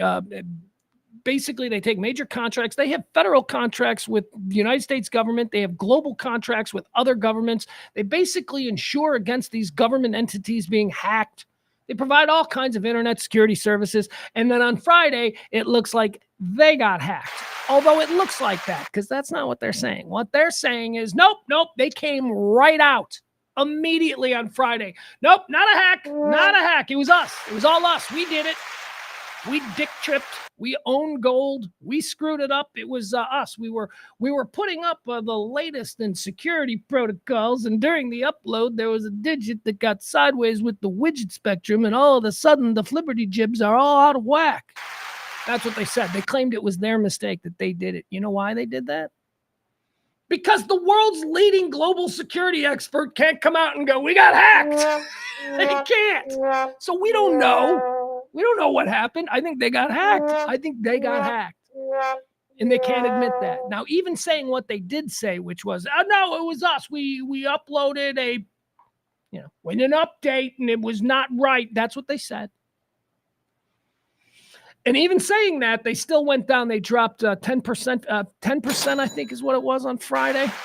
Now, imagine if CrowdStrike had said, we got hacked. Oh, my God, we thought we were good at this, and it turns out we suck. They would have lost everything. So, I don't know. It's still down. It's going to take a while. I had a friend who was flying this weekend, and I said to him, this is, oh, God, this guy. I mean, don't get me wrong. I love him. But I go, so when you going to be back next week? He's supposed to have a meeting. I'm like, you going to be back next week? He's like, yeah, I'll be back next week. And I go, this CrowdStrike airport thing going to affect you? He's like, what? And I go, yeah, there's grounded airports and planes. There's flights. People are backed up. He's like, that don't affect me. I fly private. I'm like, ugh. Rich guys. Yeah, rich guys. I'm like, well, okay. Cool. All right, let's see here. What else do we have? We talked about Sorkin. That was a fun story. How about this one locally? First Baptist here in Texas on Dallas, our big showcase cathedral. On a slow news weekend, this might make national news, but it didn't. First Baptist, the original or the old, I don't know if it's the original, but it's the one that they call the old, here, I'll show you. Secondary Chapel. It's the historic Secondary Chapel at First Dallas Baptist, right there in downtown. My building, I used to live in a building that was essentially adjacent to this. I used to walk Mason, my kid, as a baby, in a stroller. We used to walk by this. Here it is. This is what it looks like now. Good Lord. Hold on. All right, so First Baptist. This is Jeffries. This is, President Trump's minister, Jeffries. This is his place. Look at this. That is gutted. Saying it might be arson. See, now you see behind it all the glass and all that. That's the new mega church First Baptist, but that's on the backside. This is the old, super cool downtown Dallas church. Well, one of them. There's a really cool Catholic church that's, I think, is on Jacinta or something. But all right, that's let's see what the story here is. What are they saying about what happened at First Baptist? Get a look at those pictures. Fire at First Baptist Dallas causes historic secondary chapel to collapse. Amid the smell of smoke, Dallas Fire Rescue on Saturday continued to spray water on a fire-damaged chapel at First Baptist Dallas in the aftermath of a 4-alarm blaze. Debris could be seen through the structure's red brick walls and window panes, and at least 2 rescue trucks remained at the scene. They said on Friday, Dallas Fire Rescue on Friday battled the fire at First Baptist Church that caused the historic church's secondary chapel, which served as a place of worship for over a century, to largely collapse. Most firefighting operations began to shut down. All right, I don't care about this. I want to know about what caused it. There have been no reported injuries, and the cause of the fire is under investigation. First Baptist Dallas officials expressed their gratitude Friday night. They say, "We are grateful that no life has been lost." Yeah. Anyway, First Baptist, they're saying it could be arson. There could be. They're attacking first they attacked the black churches. Now they're attacking the rich white people churches. There is no more elite church in the Southern Baptist evangelical world than First Dallas. That's a money church, people. That is a church with some, it's Jeffries. It's that, what's his name? Jim Jeffries? Isn't it? No, that's a comedian I like. Robert Jeffers. Robert Jeffers, surfers. Is it Robert Jeffers or Robert Jeffries? Doesn't matter. He's one of Trump's guys. Remember when they all went to the Oval Office and they prayed on him? We're going to pray. That guy.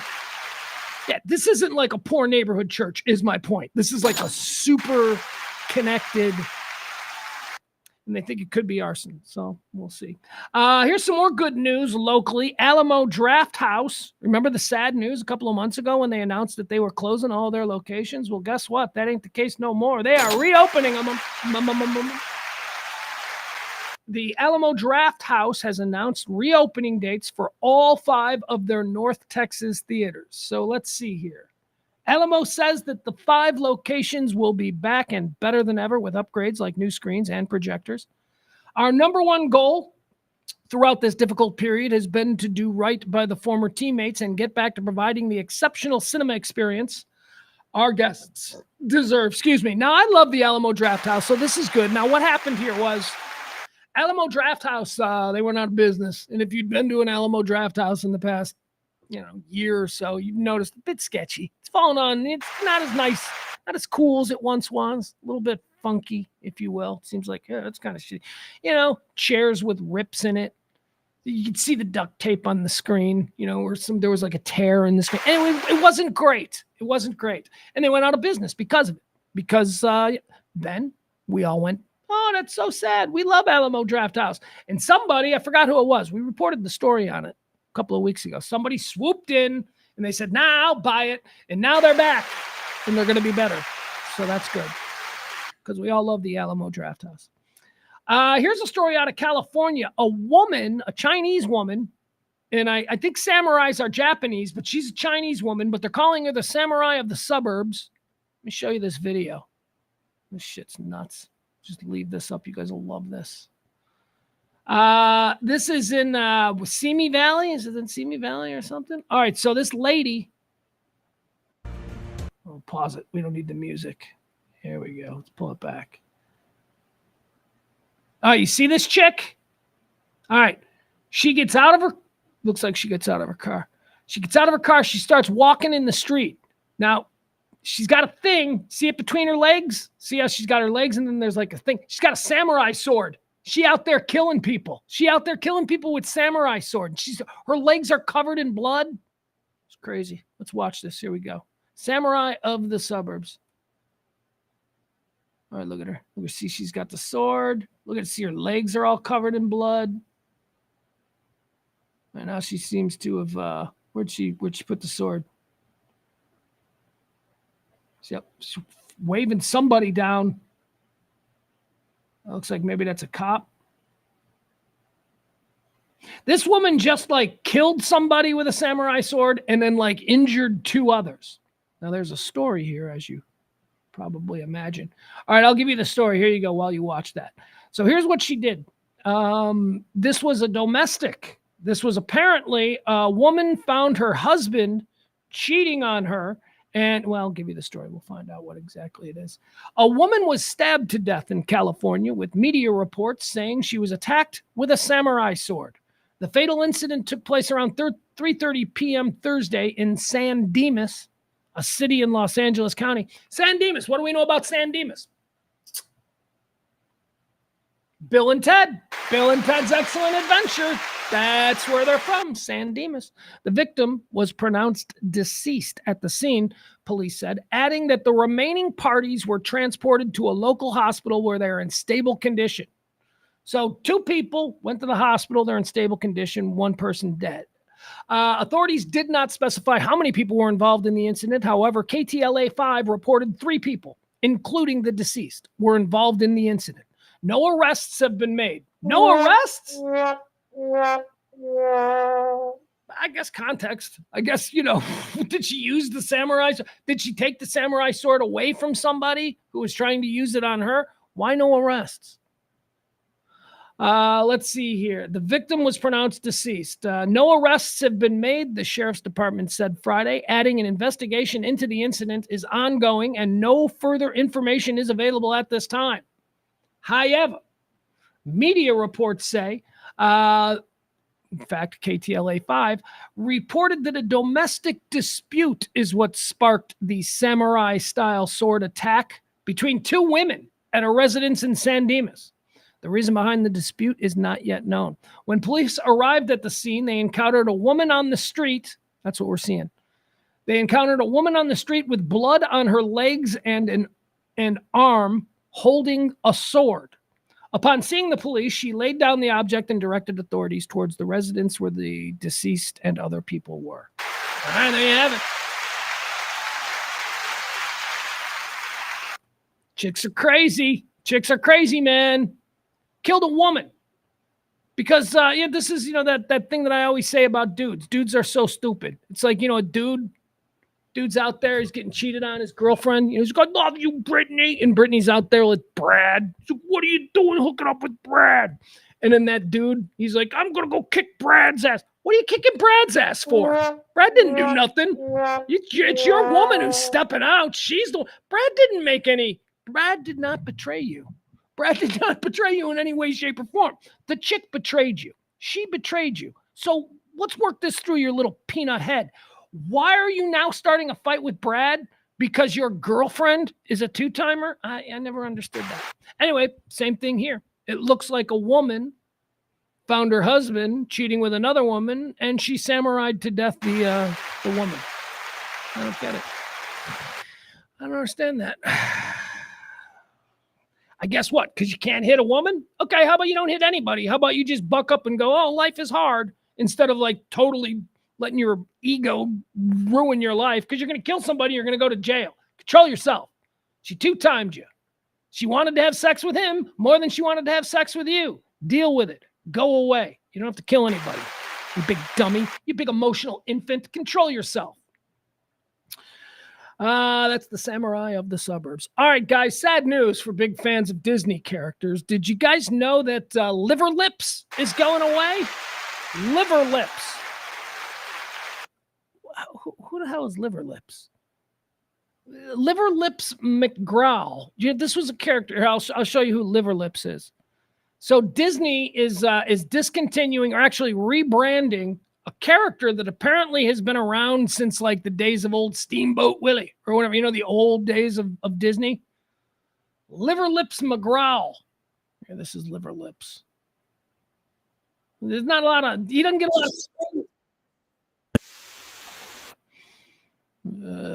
I'll show you. Here you go. So this is going to.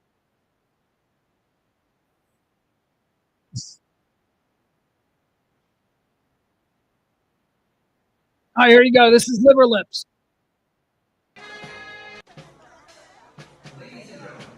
Get it, Liver Lips. Yeah.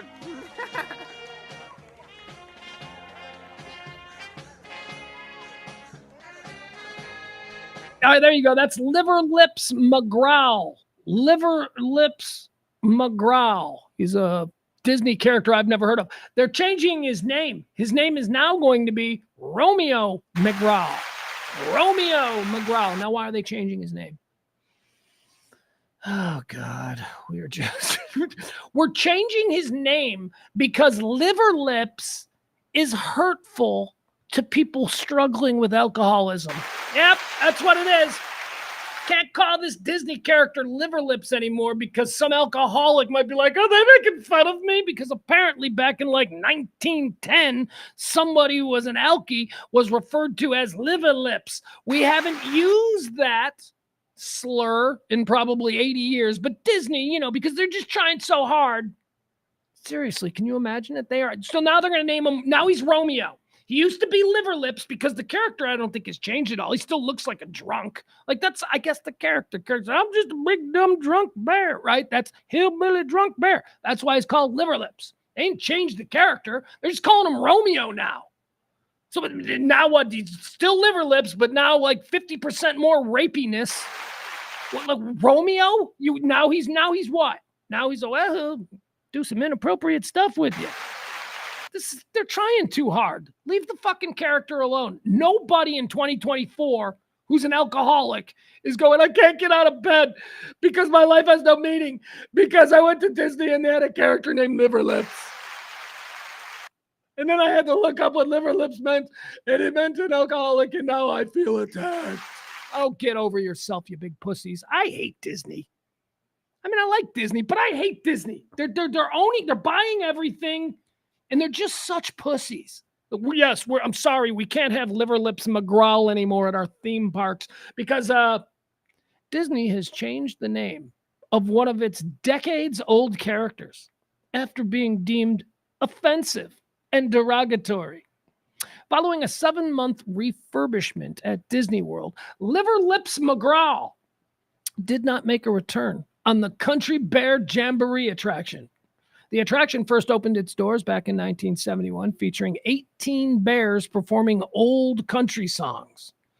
Oh, I'm sure there's some offensive lyrics in a lot of those old country songs. Let me get a look at the lyric sheet.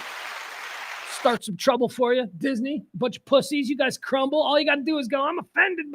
Anyway, the decision to remove liver lips was driven by concerns over the character's name, Disney wrote in a statement. Liver lips is said to be associated with excessive alcohol consumption. Said to be? First of all, I like the name Liver Lips. That's funny. I'm going to start using that. As a matter of fact, I promise you today at some point, I will call my kid Liver Lips. It won't have anything to do with alcoholism. He's never drank. It's a funny name. The decision to remove Liver Lips McGraw was driven by concerns over the character's name, Disney wrote in a statement. Liver lips is said to be associated with excessive alcohol consumption, leading to liver damage. Yeah, because the character's a drunk hillbilly bear. With the boom, boom, what? That's not a thing anymore? You're not making light of people's dependency on alcohol? You're not doing that anymore? The phrase is deemed to be insensitive and outdated. Well, doesn't the former take care of the latter then? If something is insensitive and outdated, then what are we dragging it up for? It's outdated. Nobody knew that Liver Lips is an insensitive name until you reminded us that it used to mean an alcoholic. Therefore, it's outdated. The phrase is deemed to be insensitive and outdated, prompting Disney's decision to modify the character. Instead, the bear has been replaced with the new name Romeo McGraw, with no drastic amends to its appearance. It's the same thing with a different name. While the character's appearance remains largely unchanged, the name alteration reflects Disney's commitment to creating a more inclusive and respectful environment. Oh my God. This is the shit that normal people, you don't need to do this, Disney. Honestly, it doesn't affect most people. It doesn't affect me. But this is the kind of little petty shit that people get irritated by. It's like, who are you protecting? You're worried. Who are you protecting here? A 105-year-old alcoholic who remembers what the term liver lips means and is still alive? Anyway, there you go. Disney changing the name of Liver Lips McGraw to Romeo McGraw. Didn't even know that character existed till this morning. Now look at me. I'm jumping mad. I'm all hot. All right, here's another good story. Let's see here. An old comedian got punched in the face in New York City. Like a really old one, like a 90-year-old comic. What's this person's name? Hold on, let me see. Remember we were talking about people just getting clocked, and it was girls for a while there. It was just like, girls walking around in New York City doing TikToks or whatever. Dudes were just coming out of nowhere and clocking them across the face. Because that's something. Congratulations, Gen X or millennials. These are the men you've raised. Although, actually, that's not true. Why do I assume they're young people that are doing it? I don't think it's young people. I think it's probably older people who are just jumping and punching. Anyway, remember, they punched celebrities too. Didn't like Martin Short get punched? And an 89-year-old comedian is recovering at a New York hospital after she was randomly punched on a street. I don't know what her name is. 89-year-old comedian is recovered after being randomly punched and knocked to the ground while waiting to cross the street in New York earlier this month. Diane Forrest said that she had just stopped at a coffee shop and was heading to a swimming pool when someone came up to her from behind and hit her in the eye. She lay on the ground in shock as police and paramedics came to her aid. I thought I had lost use of the eye because I couldn't see anything, Forrest said. Her eyesight returned over the next 4 hours while she underwent tests at the hospital. Police on Saturday said the female suspect in the July 10th female. This one's a female. So I stand corrected. I'm sorry. I assumed it was a dude. This seems like dude behavior. The female suspect in the July 10th incident had a medium complexion and cornrow braids and was last seen wearing a tank top and shorts with a Jurassic Park logo. All right. They'll never catch her. I guess she's not a famous comedian because they didn't even bother to list her credits or anything. So, but whatever, an 89-year-old woman gets cold cocked in New York.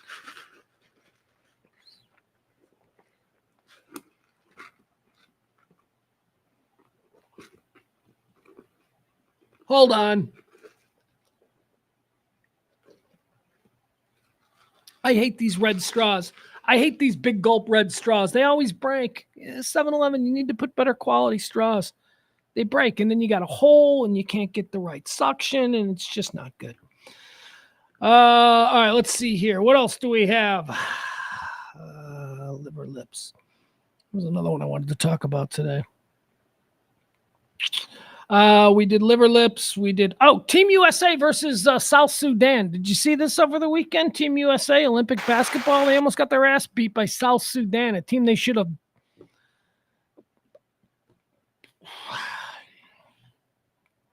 I don't even know if I want to talk about this story because it's like, well, I imagine the Team USA will be fine once they start playing for, medals and stuff like that. But right now, they struggled against South Sudan. They struggled against Canada. They have not been waxing people here in the what do they call them? The preliminary games until you get to the qualifying rounds. They're winning, but they're barely winning. South Sudan is who they played on Saturday. They won by 1 point. I think it was 101-100. All that tells me is that these guys are just taking it easy. They know they're going to win, and they're just doing enough to win. They're not busting a nut. They're like, this is South Sudan. We could school these guys. But I think a lot of other people are panicking. What does this mean? I go, oh, shut up. Stop it. These are the best WNBA. These are the best NBA players in the world. Now, they're going to go up against some teams that also have some NBA players on them. They'll go up against France and all that kind of stuff. But forget about it. Team USA is going to dominate. Mark my words. This is just them creating mystery, but people are freaking out. They can't even beat team. Yeah, okay. A team with, have you seen who's on this team? You think they're going to struggle with South Sudan in a medal round? No, I think it's probably going to be a 30-point victory. They're going to be absolutely fine. Yeah, Adam's got it right. He says it was qualifying. Team USA doesn't care. They don't care. They're so much better than all of these other. I mean, there are great European players and there's great Asian players in the league, but none of those countries can form a team, I think, that's going to give Team USA a. But hey, you know what? Arrogance has led me to be embarrassed before, so we'll see. Olympics are coming. I don't care. Tom Brenneman. Let's talk about Tom Brenneman. You guys know Tom Brenneman? Tom Brenneman was a baseball guy. I remember Tom Brenneman from back in his first job. He did TV for the Cubs. Who did he replace? I don't remember who he replaced. Anyway, he would go on to be one of the big names in baseball play-by-play, at least on a national level. They all have their home team. His home team was the Cincinnati Reds. His dad, Marv Brenneman, Marty Brenneman, right? It's Marty Brenneman. His dad is like, the iconic voice of the Cincinnati Reds. So it was interesting when Tom Brenneman then took over for his father and would go on to be the voice of the Cincinnati Reds for a bunch. Keeping it in the family. That wasn't until 4 years ago? I think it was 4 years ago when, and was this hot mic? I'll just put it this way. It's a hot mic situation, and it's one of the great hot mic situations. So Tom Brenneman didn't know he was on the air. They came back from a commercial break to a Cincinnati Reds game. Tom Brenneman had no idea he was on the air. He said something. He said fag. He called somebody a fag. Actually, no, what was it? He said, I think he was talking about in context of San Francisco, and he called it one of the great fag capitals of the world. So he said that, and he was on the air, and he didn't know he was on the air. So he just moved on, and he did the game. And then, like in the fifth inning, it had made its way through the Cincinnati Reds organization, and by the fifth inning, he was fired. And he had to say, "All right, I'm going to be taking off. The new guy is going to come in here, and he's going to tell you, here's what I did. I said something I shouldn't have said." He goes into the apology right there.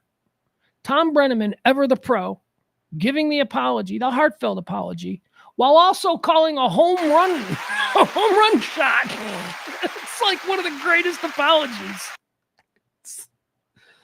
I just want to tell you from the actual depths of my heart and soul that is not who I am. I didn't mean to say what I said. There's a drive out to center field. I didn't mean to be. That's going to be a home run. That is. He's going to circle the bases. Reds go up 4-0. It breaks my heart for people to, I swear to God, you're going to hear that. It's like the greatest thing ever. All right, here you go. Let's listen to Tom Brenneman when his career died 4 years ago. This is how it went down. And the very first thing you hear is him like doing the slur because they're rejoining from a commercial. Apparently his producer didn't go, "And you're hot," or the producer said that and the host didn't hear him. But here we go.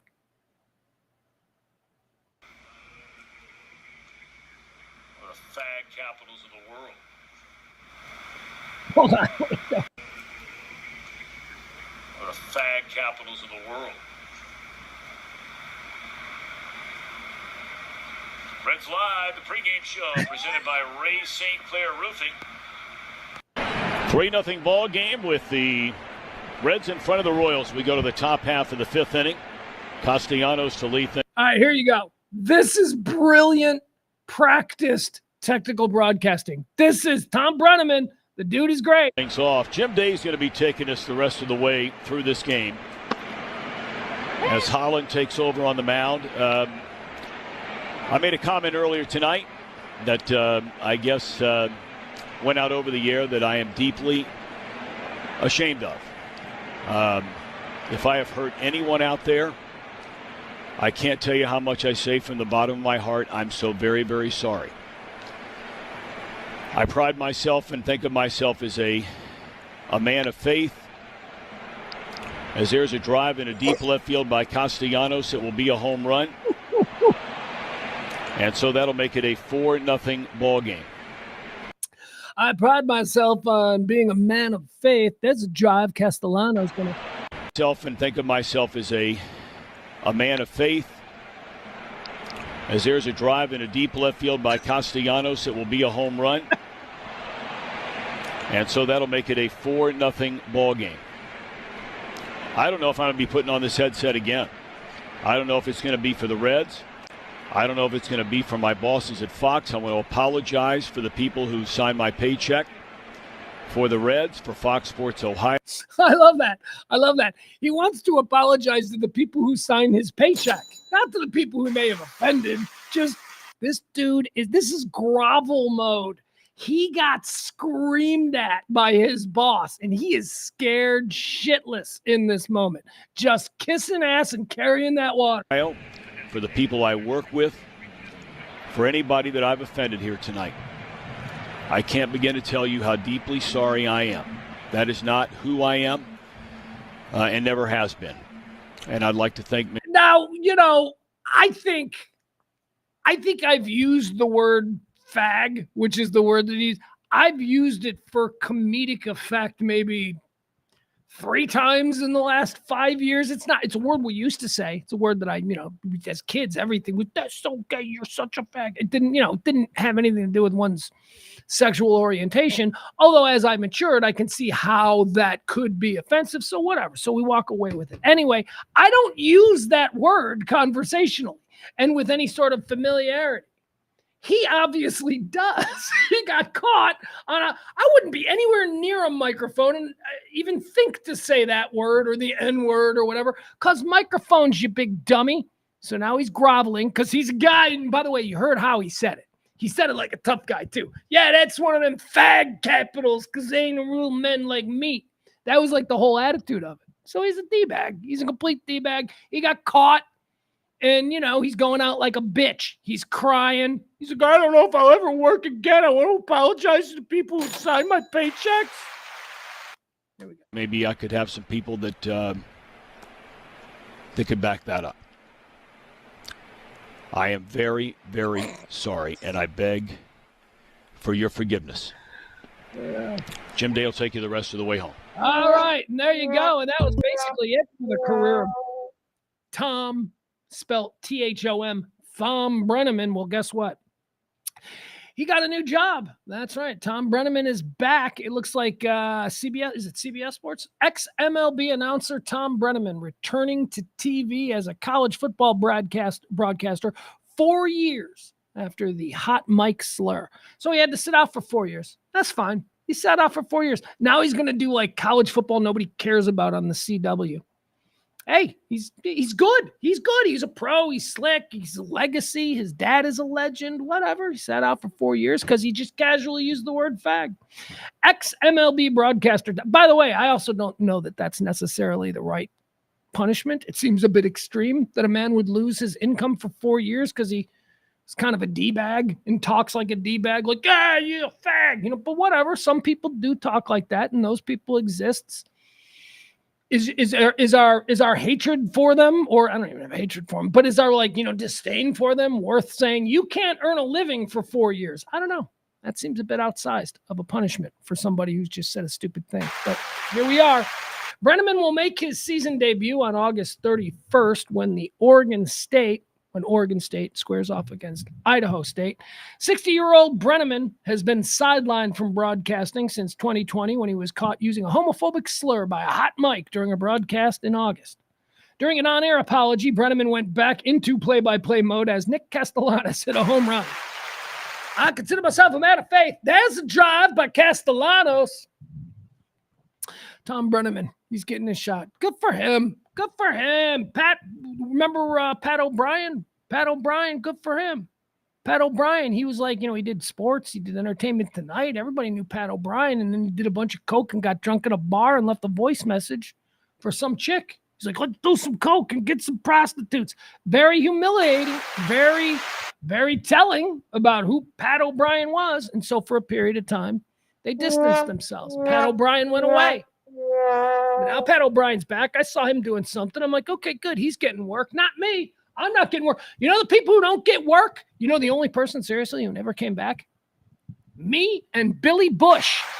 Billy Bush never came back from the grab him by the pushy. Remember that? Billy Bush. He was the dude on the bus with Trump. He was the dude on the bus with Trump for Access Hollywood or whatever it was. And he's the host and he's like, hey, Trump, say something funny. And Trump goes, grab him by the pussy. And Billy Bush went, ha, ha, ha. And he laughed. Billy Bush hasn't worked since. What did he do? He was just Trump became president. The guy who said the offensive thing became president and may become president again. Billy Bush, I don't know. He's selling shoes at a Foot Locker somewhere. I don't know what Billy Bush is doing. Is he back? I don't know. Let's see here. What else do we have as we move through the day? Oh, you want to see a horse bite a lady? Here, this happened in England. We'll show you this one. Horse bit a lady. You ever seen a horse bite somebody? I've never seen a horse bite anybody, but then I saw this. Check this out. So this is there you go. So this is in England. You know, England has a lot of like performative military pageantry, really. I mean, whenever you go to like, the castles or where the queen is, they've got the famous, the beefeater guards. Those are the ones who are stone face, and you can go up there and you try and make them laugh or whatever. And, they don't. They're totally, I don't know. It's pretty cool. I've done it. Then you've got the marching guys where like if you're in the courtyard area, when the gates open up and they change over the guards, they come marching through. And like, if you get in their way, they will fucking just walk right over you. They don't stop and go, oh, excuse me, tourists. No, they're like military. They go right through. It's a big thing. Same thing with the horses. People like to come here and they like to like fuck with the horses. This is, I don't know if this is a real guard. Look at this guy. If shit breaks out, is that a practical uniform? Is he going to be able to like really defend anything in that, or is that just all theatrical? I don't know. I also love the sign. Do you see the sign? It says, beware. Horse may kick or bite. Don't touch the horse. Thank you. Okay. Words to live by. Don't touch the horse. All right, so here we go. Let's see what happens. Fuck! Oh my God! Did you guys see that? Do you guys need to see that again? That fucking horse. That horse grabbed her arm like a shark. Oh my God. There you go. Don't fuck with the horse, people. Yeah, see that thing? They just bit her. I never saw a horse do that. Adam says they're called dress uniforms. Yeah, but they're impractical. Dress uniforms are to be worn at formal events where there isn't an expectation of duty. These guys are on duty. That's why I think it's kind of nonsense. You don't see, okay, yeah, I get you. Like the Marine Guard that stand out front of the Rose Garden there outside the Oval Office. Yeah, they're wearing impractical stuff too. So what is your point, Adam? You're just, I agree. It's impractical. I don't care that I know what they are. What do you mean? Like calling them dress uniforms? You may as well just go, well, they're just blue uniforms. What does that have to do? They're still impractical. So they're not a real guard. It's just a show. Well, someone tell that horse. That horse bit that lady. That horse was on point. All right. I got nothing else. How about you guys? Yeah, we done? I think that's pretty much it. That was 2 hours. This is a good, solid 2-hour show. I think we started at 5 after. But that's it. That's all I got. I love you guys. Appreciate it. We did the show today. I didn't love this studio. We're going to go to a cooler studio tomorrow. We're going to have something cooler, I promise you. This was... I expected something different, and then I couldn't pull it off, and we had to get on the air. Tip the show if you can. This show runs on your gratuities. Help us out. That would be wonderful. I love you all. We'll see you back here tomorrow. Like, follow, subscribe. Make sure we've got new pages for Radio Misfits Dallas. We've got new YouTube. We got to start pushing that. We'll do that tomorrow. Is there anything else? I don't think there's anything else. All right, folks. Love you kindly. Be well. We'll see you tomorrow. Come back for the rant, won't you? Pugs Moran here at the E-Gallery in the beautiful Design District on RadioMisfits.com. We are Radio Misfits Dallas.